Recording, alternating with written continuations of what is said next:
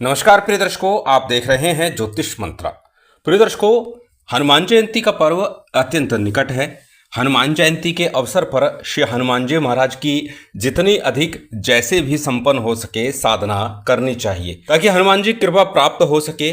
क्योंकि इस कलिकाल में श्री हनुमान जी महाराज साक्षात प्रकट देव हैं। त्रेता हो, द्वापर हो या कलयुग हो, सभी काल में श्री हनुमान जी महाराज का वर्चस्व सदा सर्वदा से बना हुआ है। श्री हनुमान जी महाराज की कृपा से भूत प्रेत तंत्र बाधा तो निश्चित रूप से पलायन कर जाती है और साथ ही साथ शत्रुओं का समन भी होता है। हर प्रकार के कार्य की सिद्धि के लिए, मनोकामना की पूर्ति के लिए भी श्री हनुमान जी महाराज की उपासना आराधना की जाती है। आज जिस मंत्र प्रयोग की चर्चा करने जा रहा हूं वह अत्यंत शक्तिशाली होते हुए सरलतम रूप में प्रस्तुत है।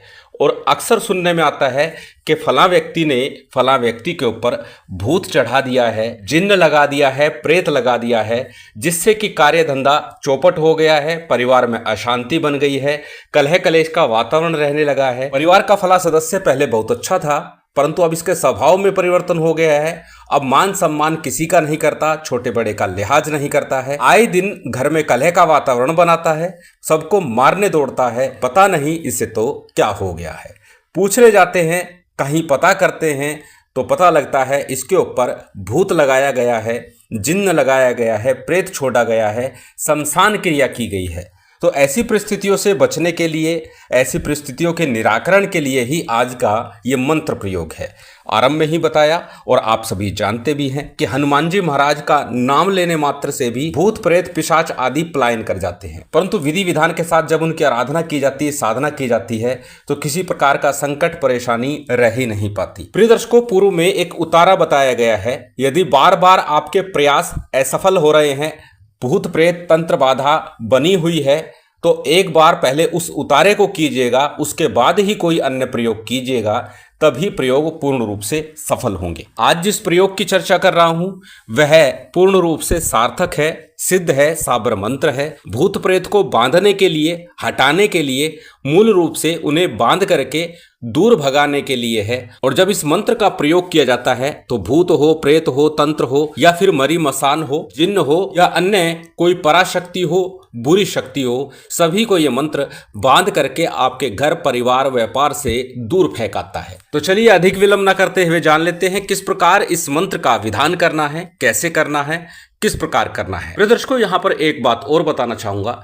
यदि समस्या नहीं भी है घर में तो भी इस मंत्र का यथाशक्ति नित्य प्रति जप किया जाए तो सभी समस्याओं से परिवार और घर सुरक्षित रहेगा। इसीलिए इस मंत्र का एक सामान्य प्रयोग जो नित्य प्रति किया जा सके इस वीडियो में देने जा रहा हूं। इसलिए पूर्ण रूप से अच्छे से वीडियो को सुने और साथ ही साथ वीडियो को देखें भी, क्योंकि बार बार बोलता हूं कि सभी कुछ लिखित रूप में दिया जाता है। कई बातें जो बतानी रह जाती हैं, बोल नहीं पाता या विस्मृत हो जाती हैं, वो लिखित रूप में आपकी स्क्रीन पर दे दी जाती है। इसलिए प्रश्न करने से पूर्व पहले लिखित रूप को भी देख लीजिए, कहीं आपके प्रश्न का उत्तर लिखित रूप में दे तो नहीं रखा। क्योंकि बार बार ऐसे प्रश्न आ जाते हैं जो पहले से ही वीडियो में जिनका उत्तर दिया गया है। यहां तक कि इस प्रकार के प्रश्न भी आते हैं कि मंत्र वीडियो में नहीं बताया गया, मंत्र कौन सा है। इसका तात्पर्य यही है कि आप वीडियो स्किप करके देखते हैं, पूर्ण वीडियो आप नहीं देखते हैं। क्योंकि मंत्र भी लिखित रूप में दिया जाता है और साथ ही साथ मैं बोल करके भी बता देता हूं। इसलिए वीडियो को पहले अच्छे से देखें, उसके बाद प्रश्न करें।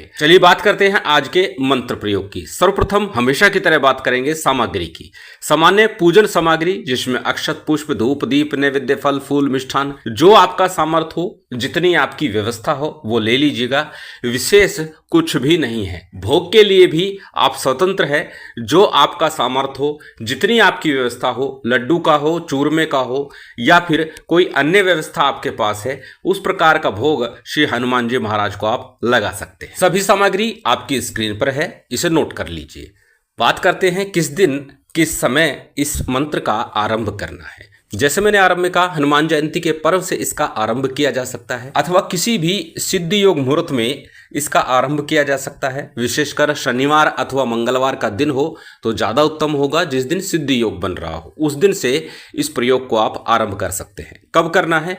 प्रातःकाल भी किया जा सकता है, संध्या काल अथवा रात्रि काल में भी इस प्रयोग को आप संपन्न कर सकते हैं। स्त्री पुरुष कोई भी इस प्रयोग को संपन्न कर सकता है। किसी प्रकार की दुविधा रुकावट नहीं है, कोई भी इस प्रयोग को संपन्न कर सकता है। अब कैसे करना है? जिस दिन भी सिद्धि योग हो उस दिन प्रथम श्री हनुमान जी महाराज के मंदिर में जाकर के एक मीठा पान और एक लाल ध्वजा आपको अर्पित करके आने हैं। श्री हनुमान जी महाराज को निवेदन करना है कि घर परिवार व्यापार में जहां भी आपको समस्या लगती है, जो भी समस्या लगती है, उसके निराकरण के लिए प्रार्थना करते हुए निवेदन करना है मैं इस मंत्र का प्रयोग करने जा रहा हूं। या आप साधक हैं तो जन कल्याण के लिए आप प्रयोग करने जा रहे हैं, उसके लिए श्री हनुमान जी महाराज से आग्रह कीजिए कि आपका प्रयोग सफल हो जाए और मीठा पान और ध्वजा हनुमान जी महाराज को अर्पित करके घर आ जाइए। अब आप अपने घर के एकांत स्थान में उत्तर अथवा पूर्व मुख होकर के बैठ जाइए। यदि प्रातःकाल साधना कर रहे हैं तो पूर्व मुख होना ज़्यादा श्रेयकर होगा। यदि संध्या काल या रात्रि काल में साधना करते हैं तो उत्तर अथवा पश्चिम मुख होना ज़्यादा श्रेयकर हो। तो आप अपनी सुविधा के अनुसार, अपने समय के अनुसार दिशा का और समय का चयन कर लीजिएगा। इस प्रयोग के लिए, साधना के लिए संभव हो तो लाल रंग के वस्त्र पहन करके ही साधना करें। वह नीले काले रंग का प्रयोग नहीं करना है। ना आपका आसन नीले काले रंग का होना चाहिए, ना आपके पहने हुए वस्त्र नीले काले रंग के होने चाहिए। आसन और वस्त्र अच्छा होगा लाल सूती हो। सबसे पहले अपने सामने किसी चौकी पट्टे के ऊपर लाल रंग का अथवा पीले रंग का एक वस्त्र बिछा लीजिए। उसके ऊपर श्री हनुमान जी महाराज का अथवा राम दरबार का चित्र स्थापित कर लीजिए। साथ ही तिल तेल अथवा गाय के शुद्ध देसी घी का एक दीप श्री हनुमान जी महाराज के अथवा राम दरबार के बाईं ओर प्रज्वलित कर लीजिए। और सबसे पहले थोड़ा शुद्धि आचमन कीजिएगा। दाहिने हाथ में जल लेकर के अपने ऊपर जल छिड़किए, सामग्री पर जल छिड़किए। उसके बाद में आपको दीप प्रज्वलित कर लेना है। दीप प्रज्वलित करने के बाद में दाहिने हाथ में अक्षत पुष्प जल इत्यादि लेकर के संकल्प कीजिए। संकल्प में अपना नाम, अपना गोत्र, उस दिन का तिथिवार नक्षत्र बोलिए।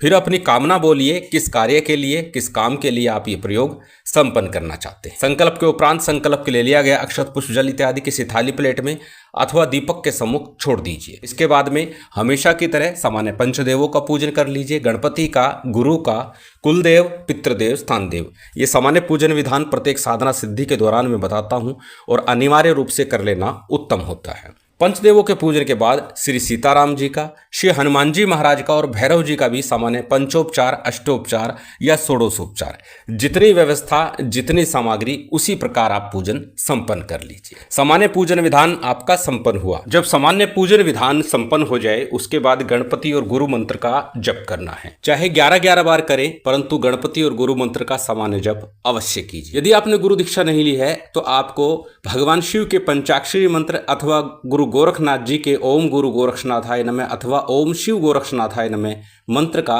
एक माला का जप कम से कम करना ही चाहिए। उसके बाद में आज का जो मूल मंत्र है इसका आपको जप करना है।